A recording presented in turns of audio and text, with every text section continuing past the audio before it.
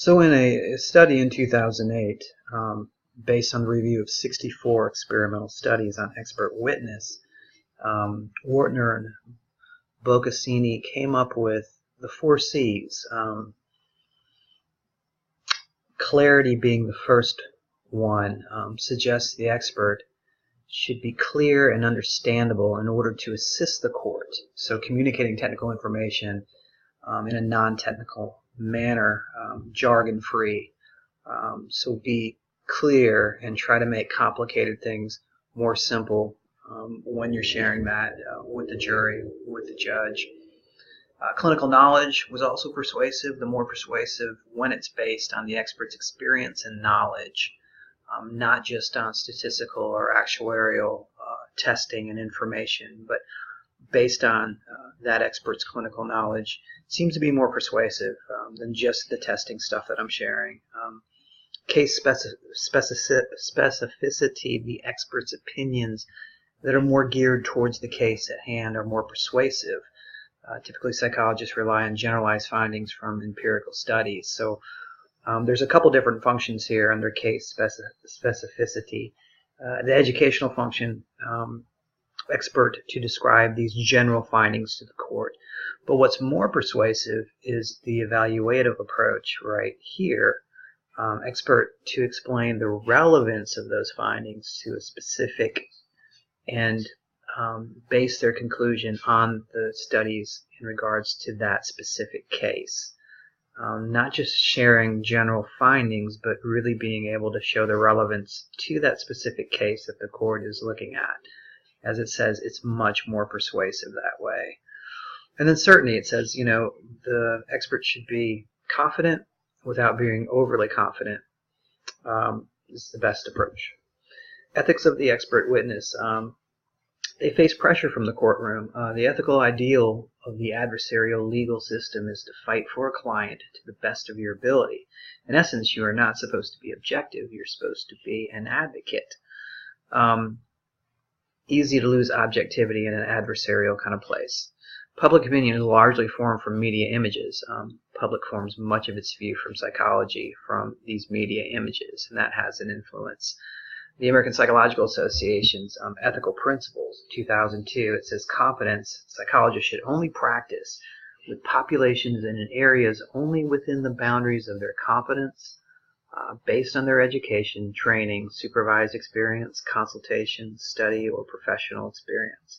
Back to scope of practice. Should stay within your scope of practice. Informed consent and confidentiality. Always have to have approval of those involved, their written consent, their signed consent, and assured confidentiality. Now, when things get into a courtroom, though, confidentiality is not as tight as it is when you're in a clinical setting or a therapeutic setting.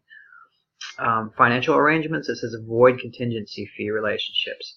Should not perform forensic services based on the conclusion. Serious problems for objectivity of the process. Attorney refusing to pay unless a report is slightly altered.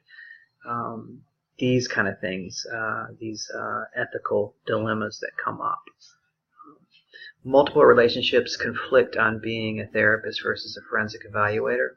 Only a mental health provider in a rural area. Multiple relationships are kind of rural areas is a little more tough because you're kind of the one or two or three people in town, and so you know people, they know you, and you have dual relationships. You're supposed to avoid these dual relationships or multiple relationships because it can conflict and cause problems with your objectivity. And then syndrome evidence, controversial aspects of expert testimony. Syndrome evidence profiles have been used interchangeably. Profiles are similar but tend to be more specific and are used to predict behavior because someone matches a particular list of characteristics drawn from the syndrome. Example might be racial profiling, a serious and a problematic example of syndrome evidence. A syndrome is a set of symptoms that occur together in a meaningful way and normally have a triggering event. Dozens of different psychological syndromes like battered women syndrome, rape trauma syndrome, child sexual abuse syndrome, Munchausen syndrome by proxy, etc. typically based on clinical experience but not on research. So, example, cycle of violence used to explain abuse experience for many women. We use these in as an expert witness, and we speak to the different types of syndromes that are developed in the research on these syndromes. But it still is kind of controversial, I think, when you're sharing that in a court situation or with a judge or jury.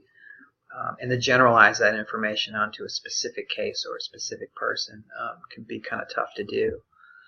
Syndrome evidence, it says, generally lack empirical support. High number of false positives, so high number of people who may be identified as exhibiting the syndrome when they actually do not suffer from it. This could be true even if they experience the sexual assault or physical abuse that can trigger the syndrome. The example, Munchausen syndrome by proxy. We've seen people over the years that seem to line up with the symptoms and have kind of shopped around hospitals and doctors and trying to prove that a child might be sick when in fact they might be causing the sickness and inducing it upon them for the attention to oneself. It's a complicated syndrome, but it's tough. It's tough to use as evidence. It's tough to prove.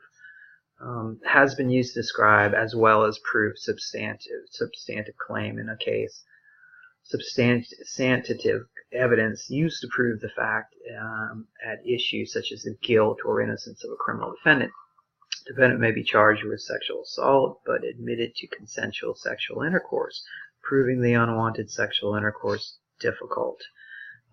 Character evidence, it's not admissible unless the defense opens the door by claiming the defendant is of upstanding character. Then it's admissible. Expert testimony focusing on syndrome evidence has been admitted with less frequency in a substantive manner to prove or disprove a criminal charge, and then continued to be admitted anti-therapeutic consequences.